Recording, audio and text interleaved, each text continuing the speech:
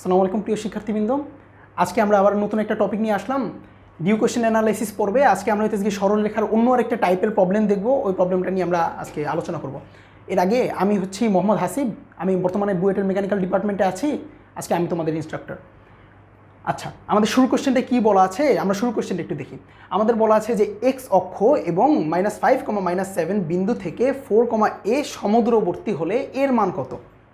এই কিন্তু একটা স্থানাঙ্ক, তার মানে এর মান ধনাত্মকও হতে পারে, ঋণাত্মকও হতে পারে। কিন্তু দূরত্ব কিন্তু ধনাত্মক আর ঋণাত্মক দুইটা হতে পারে না, দূরত্ব কিন্তু অনলি ধনাত্মক হবে, দূরত্বের কোনো ঋণাত্মক মান গ্রহণযোগ্য না। এখন আমাদের এ যেহেতু স্থানাঙ্ক, তার মানে এর মান ধনাত্মক হতে পারে, ঋণাত্মক হতে পারে। এখন চলো আমরা কোয়েশ্চেনটাকে একটু ভালো করে পড়ি, কারণ এই টাইপের কোয়েশ্চেনই হচ্ছে মারপে চলা কোয়েশ্চেন বলতে পারো এক কথায়। বাংলা কথার যে মারপ্যাচটা, এই কোয়েশ্চেন থেকে তুমি বুঝতে পারবো কীভাবে। এই কোয়েশ্চেনটায় নর্মালি বুঝাইতে চাইছে যে এক্স অক্ষ থেকে এই বিন্দুটার যে দূরত্ব, এক্স অক্ষ থেকে এই বিন্দুটার যে দূরত্ব এবং এই অক্ষ, এই যে এই বিন্দুটা থেকে, এটা কিন্তু অক্ষ থেকে এই বিন্দুটার যে দূরত্ব, মানে রেখা থেকে এই বিন্দুটার যে দূরত্ব আর বিন্দু থেকে বিন্দুটার যে দূরত্ব, এই দুইটা দূরত্ব কি সমান? সমান মানে কি? এই যে এখানে সমদূরবর্তী বলা, সমান মানে এই দূরত্ব আর এই দূরত্ব সমান। তাহলে এখান থেকে একটা সমীকরণ পাবো, সমীকরণ একটা পাবো। আমাদের আননোন কয়টা বা চলক কয়টা বা ভ্যারিয়েবল কয়টা? ভ্যারিয়েবলও কিন্তু একটা, এর মান চাইছে আমাদের। তার মানে একটা সমীকরণ থাকলে একটা চলক, দুইটা সমীকরণ থাকলে দুইটা চলক, তিনটা সমীকরণ থাকলে তিনটা চলক, আমরা ইজিলি সলভ করতে পারবো। তাহলে আমরা শুরুতেই সমীকরণটা দাঁড় করাই। সমীকরণটা কীভাবে দাঁড় করাবো? এই দূরত্ব বের করবো, এই দূরত্ব বের করবো। তাহলে দূরত্ব বের করি। এইখান থেকে এইটার যে দূরত্ব, এক্স অক্ষ থেকে কোনো বিন্দুর দূরত্বটা জিনিসটা কি, আমরা একটু চিত্র আঁকি, চিত্র এঁকে এরপরে বোঝা ট্রাই করি। কার্তেসীয় চিত্র আঁকতেছি আমরা। তাহলে এক্স অক্ষ কোনটা? এক্স অক্ষ কি এইটা না আমাদের? এটা কি আমাদের এক্স অক্ষ। এখন এক্স অক্ষ আর 4, a বিন্দুটা কীরকমের হতে পারে? আমি ধরে নিই যে বিন্দুটা এরকমের কোনো একটা জায়গায় আছে। কীভাবে? এখান থেকে 4 ঘর গেলাম, এখান থেকে a ঘর গেলাম, ধরে নিই এরকম একটা কোনো একটা জায়গায় আছে। তাহলে এই বিন্দুটা কি 4, a। এই গেল আমার 4, a বিন্দু। এক্স অক্ষ থেকে এটার দূরত্ব মানে কি? কোনো রেখা থেকে আমি যদি কোনো একটা বিন্দুর দূরত্ব বলি, তাহলে ওই দূরত্বটা অবশ্যই কি লম্ব দূরত্ব। কোনো রেখা থেকে আমি যদি কোনো একটা বিন্দুর দূরত্ব বলি, কারণ দূরত্ব কিন্তু অনেক রকমের হতে পারে। তুমি একটু চিন্তা করো যে এখান থেকে আমি যদি এই রেখাটার দূরত্ব চাই, রেখাটার দূরত্ব এটাও হতে পারে, এটাও হতে পারে, এটাও হতে পারে, এটাও হতে পারে। কিন্তু একটা বিন্দু থেকে একটা রেখার দূরত্ব যদি অনেকগুলো হয়ে যায়, তাহলে কিন্তু আমি নিশ্চিত হইতে পারবো না যে কোন দূরত্বটা আমার নিতে হবে। তাই যখন আমার কি একটা বিন্দু আর একটা রেখার দূরত্ব বলতেছে, তার মানে ওরা কি বুঝাইতেছে? লম্ব দূরত্বটা বুঝাইতেছে। লম্ব দূরত্ব মানে কি? এই যে বিন্দু থেকে আমি এই রেখার উপরে লম্ব আঁকবো, লম্বটা যে দৈর্ঘ্য হবে, এই যে লম্বটার যে দৈর্ঘ্য, এই দৈর্ঘ্যটাই কি আমার লম্ব দূরত্ব বা বিন্দু থেকে রেখার দূরত্ব। তাহলে এই গেল আমার দূরত্ব। এখন কি করতে হবে আমাদের? এই দূরত্বটার মান বের করতে হবে। এই দূরত্বটার মান কীভাবে বের করব? আমরা কি জানি যে কার্তেসীয় স্থানাঙ্ক ব্যবস্থায় বিন্দু বসানোর যে সংজ্ঞা, ওই সংজ্ঞা থেকে আমরা কি বলতে পারি যে এইখান থেকে এইখানের যে দূরত্ব এটা 4 এবং এইখান থেকে এইখানের যে দূরত্ব এটা কি আসলে a। 4, a বিন্দুটার মানেই কিন্তু আসলে এইটা যে আমি ওয়াই অক্ষ থেকে লম্বালম্বিভাবে 4 ঘর যাব এবং এক্স অক্ষ থেকে লম্বালম্বিভাবে a ঘর উপরে আসব। এর মান যত হবে তত ঘর উপরে যাব, এ বললাম আমি এই ক্ষেত্রে, যেহেতু a বিন্দু দেয়া, মানে a স্থানাঙ্ক দেয়া। তাহলে আমাদের এই যে এই দূরত্বটা কিন্তু আসলে a। এখন একটু চিন্তা করে দেখো, এতটুকু দূরত্ব a, এইটা আমার ধনাত্মক স্থানাঙ্ক ধরছি, তাই আমি উপরের দিকে মান নিতে পারতেছি। এর মান কি ঋণাত্মক হওয়া সম্ভব না? এর মানটা যদি ঋণাত্মক, যেমন -2 হইতো, তাহলে কি নিচে একটা বিন্দু পাইতাম, ইজিলি, তাই না? কারণ আমাদের নিচে কি ঋণাত্মক, উপরে কি ধনাত্মক, স্থানাঙ্ক ধনাত্মক ঋণাত্মক হইতে পারে। এখন 4, a বিন্দুটা যদি আমার নিচে হইতো, তাহলে এই দূরত্বটাও কিন্তু আসলে a, এক হিসেবে a। কিন্তু a ডাইরেক্ট না, এ ডাইরেক্ট বসাইতে পারবো না এই যে এই দূরত্বটা। কারণ কি? কারণটা হইতেছে এ কিন্তু আমার ঋণাত্মক হইতে পারে। এই যে নিচের ক্ষেত্রে এ কিন্তু ঋণাত্মক।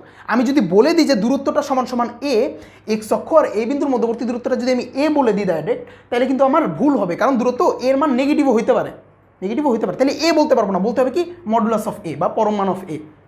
দূরত্ব যখনই ইউজ করবো, যখনই আমরা জানবো না যে চলকটা ধনাত্মক না ঋণাত্মক, তখন আমাদের একটা মডুলাস আনতে হবে এক্সট্রা। তাহলে মডুলাস যদি না আনি, তাহলে কিন্তু আমাদের টেকনিক্যালি ভুল হয়ে যাবে একটা। যদিও অনেক অঙ্কের আমাদের অ্যান্সার মিলে যাবে এ ধরে, কিন্তু এরপরও একটা ভুল কিন্তু থেকে গেল বেসিকে।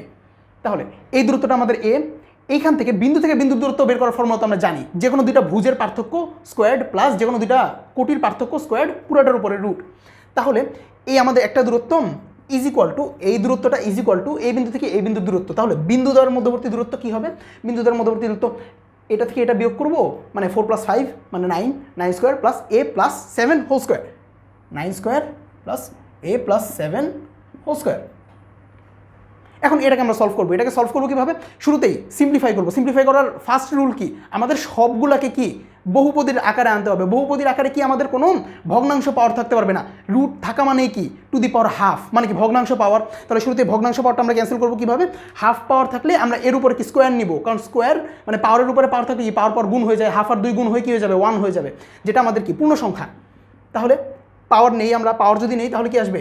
9 স্কোয়ার মানে 81 plus A square plus 14a plus 49 is equal to, এখানে কি আসবে? মডিউলাসের উপরে আমি যদি স্কোয়ার করি, এ স্কোয়ার মানে কি? এর স্কোয়ার মানে কি? এ স্কোয়ার। মডিউলাস অফ এর স্কোয়ারও কিন্তু অনলি এ স্কোয়ার। এটা দ্বিতীয় অধ্যায়ের আমরা শুরুতে পড়বো। আমরা মডুলাসের এই বৈশিষ্ট্য আছে, পরমাণের যে অঙ্ক আমাদের বাস্তব অধ্যায়, বাস্তব চ্যাপ্টার, বাস্তব সংখ্যার যে অধ্যায়টা ওই অধ্যায় আমরা পড়বো। তাহলে এটা কি আমাদের একটা সমীকরণ? সমীকরণটা খেয়াল করছো? আমাদের চলক কিন্তু একটা, চলক একটা যদি হয় তাহলে সমীকরণে কি সমাধান করার জন্য একটাই লাগবে। তাহলে এটাকে আমরা সমাধান করি। এটাকে সমাধান করবো কীভাবে? এই যে দেখো, উভয় পক্ষে আমার এ স্কোয়ার কাটাকাটি চলে যেতেছে। দ্বিঘাত যদি থাকতো এর মান আসতো 2টা, যেহেতু দ্বিঘাত ক্যান্সেল হয়ে যেতেছে তার মানে এর মান আসতেছে একটা, অনলি একটা আসবে। কারণ এক ঘাতের জন্য আমার সর্বোচ্চ সমীকরণ কত হতে পারে? একটাই হতে পারে। দ্বিঘাতের জন্য 2টা, ত্রিঘাতের জন্য 3টা, এন সংখ্যক ওয়ারের জন্য সর্বোচ্চ সমাধান হতে পারে এন সংখ্যক। তাহলে 14a প্লাস, আর এখানে কি আসবে আমাদের? 9 আর 1 যোগ করলে হয় 10 মানে 50, আর 50-এর সাথে 80 যোগ করলে হয় 130। এটাকে ডান সাইডে নিয়ে গেলে হয় -130। এরপরে এর মান -130 ডিভাইডেড বাই 14। এটাকে সিম্পলিফাই করলে যা আসবে এটাই কি আমাদের অ্যান্সার। তাহলে এই গেল কি আমাদের ফার্স্টের কোয়েশ্চেন। ফার্স্টের কোয়েশ্চেনটা আমরা এভাবে ডিল করবো। নিচের অপশনটা আমাদের যদি হুবহু থাকে তাহলে নিচের অপশনটা বসাই দিব। নিচের অপশনটা আমাদের যদি খেয়াল করছো, এর মানটা কিন্তু আমাদের মাইনাস আসছে। আমরা কিন্তু শুরুতে ধরে নিয়েছিলাম ধনাত্মক, বাট সমীকরণটা আমাদের কি করছে? যে মাইনাস অ্যান্সার আউটপুট দিচ্ছে। তার মানে কি আমাদের চিত্রটা ভুল ছিল, বাট অ্যান্সারটা কিন্তু সঠিক আসছে। চিত্রটা এই কারণেই, ওইটা কি অ্যাকুরেট চিত্র নয়, এটা কিন্তু রাফ চিত্র। উপপাদ্যের চিত্র কিন্তু সবসময় আমাদের অ্যাকুরেট হওয়া লাগবে, নট নেসেসারি। তাহলে এগুলো আমাদের এক। এখন 2 নাম্বারটা, 2 নাম্বার কোয়েশ্চেনটা আমরা একটু পরে ট্রাই করি। 2 নাম্বার কোয়েশ্চেন আমাদের কি বলা হয়েছে? 2 নাম্বার কোয়েশ্চেনে আমাদের 2টা সমীকরণ দেওয়া। কিসের সমীকরণ? এটা কিন্তু সরল রেখার সমীকরণ, কারণ 2টা সমীকরণের ঘাত কত? ঘাত কিন্তু 1। এইটারও ঘাত 1, এইটারও কিন্তু ঘাত 1।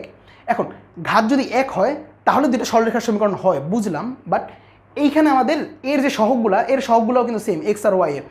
তার মানে কি এই 2টা সমান্তরাল, এই 2টা সমান্তরাল সরলরেখা। সমান্তরাল সরলরেখা, এখন আমাদের কি বলছে? সরলরেখা দ্বারা মধ্যবর্তী দূরত্ব। এখন 2টা যদি সমান্তরাল সরলরেখা হয়, সমান্তরাল সরলরেখার মধ্যবর্তী দূরত্বের ফর্মুলা এটা কিন্তু নির্দিষ্ট। এই ফর্মুলাটা কি? এই ফর্মুলাটা হইতেছে √a² + b²। এটা নিচে, উপরে কি থাকবে? মডুলাস অফ C2 - C1 বা C1 - C2, যেটাই দাও না কেন, দুটো কি সেম। কারণ মডুলাসের ভিতরে a - b R b - a কিন্তু আসলে সেম, কারণ আউটপুটে তোমার কি অল টাইম পজিটিভটাই পাবা। এর মান যদি 2 হয়, b এর মান যদি 1 হয়, তাহলে ভিতরে কি আসবে? 2 - 1 মানে 1, 1 - 2 মানে -1। মডুলাস তোমার কিন্তু বাইরে আসে, তার মানে কি -1 মডুলাসের ভিতরে থাকলে আউটপুট আসবে 1, -1 যদি থাকে তাহলেও আউটপুট 1, 1 যদি থাকে তাহলে আউটপুট 1, সেম জিনিস। এটা আমরা বাস্তব সংখ্যা দেখব, বাস্তব সংখ্যা বিস্তারিত আলাপ আলোচনা করব। তাহলে এটা কি আমাদের সমান্তরাল রেখাদ্বর মধ্যবর্তী ফর্মুলা, দূরত্বের ফর্মুলা। তাহলে এখানে C2 কি, C1 কি, A কি আর B কি?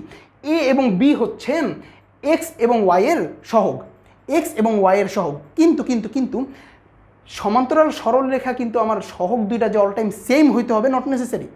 এইখানে আমার 3, 4 থাকতে পারতো, এখানে আমার 6, 8 থাকতে পারতো। সহগ 2টার অনুপাত যদি সেম হয় তাইলেই কিন্তু সরল রেখা হয়, নট নেসেসারিলি যে আমার 2টার সহগ সেমই হইতে হবে। 2টার অনুপাত যদি সেম হয়, যেমন 3 আর 6-এর অনুপাত কত? হাফ। 4 আর -4 আর -8-এর অনুপাত কত? হাফ। অনুপাত যদি সেম হয় তাহলে কি হবে? আমাদের সমান্তরাল হবে। তাহলে এই ক্ষেত্রে আমাদের সহগদ্বয় সমান দিয়ে ইজি করে দেওয়া আছে। তাহলে এখন যদি আমাদের 2টা সমান না হইতো তখন কি করা হইতো? আমাদের 2টাকে সেম ফর্মে আনা হইতো, 2টাকে সেম ফর্মে আনা লাগতো। ধরো যদি আমাদের এখানে 3x থাকতো -4y, একটা থাকলো সমীকরণ এইটা, আরেকটা যদি থাকতো 6x - 8y = 0, তখন 6x-কে আমি 3 বানাইতাম, মানে হোল ইকুয়েশনটাকে আমি এই টাইপের আনার ট্রাই করতাম, বা এই ইকুয়েশনটা কি এই টাইপের আনার ট্রাই করতাম। এটাকে এই টাইপে আনতে গেলে আমার কী করা লাগতো? 2 দ্বারা ভাগ করা লাগতো, বা এইটাকে যদি এইটাই নিতে চাইতাম 2 দ্বারা গুণ করা লাগতো। এইভাবে আমার উভয় পক্ষেরই মানে উভয় সমীকরণের কি এক্স এর সহগ এবং ওয়াইয়ের সহগ সেম করে নিতে হবে। সেম করার পরে উভয়েরই যে আমার যে সহগটা সিমিলার আসছে ওইটা কি এ, ওয়াইয়ের যে সিমিলার যে সহগ মানে 2টা যে সেম সহগ ওইটা কি বি। C2 কি আর C1 কি? C2 হবে আমার যে ধ্রুবপদটা, এই যে ধ্রুবপদ, এই যে ধ্রুবপদ, যে কোনো একটাকে C2 ধরবাম, যেটাকে C2 ধরবা অপরটাকে কি C1 ধরবাম, এরপরে বিয়োগ করবা, তাহলে কি আমাদের অ্যান্সার চলে আসবে। তাহলে এইখানে আমরা ডাইরেক্ট মানগুলো বসায় দিই, ডাইরেক্ট মানগুলো যদি বসায় দিই তাহলে কিন্তু আমাদের ইজিলি চলে আসতেছে। C2-র মান ধরলাম আমি -3, C1-এর মান ধরলাম আমি -12, তাহলে -3 থেকে যদি আমি -12 বিয়োগ করি তাহলে কী হবে, আসলে -3-র সাথে +12 যোগ করতেছি না, -3 + 12 মডুলাস অফ -3 + 12। এরপরে নিচে কি আসবে, এর মান কত আমার, এর মান 3, বি এর মান কত 4, 3² + 4², পিথাগোরাসের ফর্মুলা 3² + 4² যদি থাকে তাহলে আমরা কি লিখতে পারি, ডাইরেক্ট 5² লিখতে পারি। আর উপরে যদি রুট থাকে তাহলে ওটাকে একদম 5 লিখে দেওয়া যায়, 5 লিখে দিলাম। এরপরে 12 থেকে যদি 3 বিয়োগ করি তাহলে কত হয় আমাদের, এটা কি আমাদের অ্যান্সার, ফাইনাল অ্যান্সার। এটা কি আমাদের দূরত্ব, কিসের দূরত্ব, এই যে এই রেখা আর এই রেখা দুটো সমান্তরাল রেখার মধ্যবর্তী দূরত্ব। চিত্রটা যদি আমরা একটু ভিজুয়ালাইজ করার ট্রাই করি, এরকমের দুইটা সরল রেখা হবে, আর দূরত্বটা হইতেছে এই যে লম্ব দূরত্ব দুইটার মাঝখানে, মানে দুইটা রেলের পাতের কথা চিন্তা করুন, এর মাঝখানে যে আমার তক্তাটা থাকে, ওই তক্তাটার যে দৈর্ঘ্য ওইটা কি আসলে সমান্তরাল রেখার মধ্যবর্তী দূরত্ব।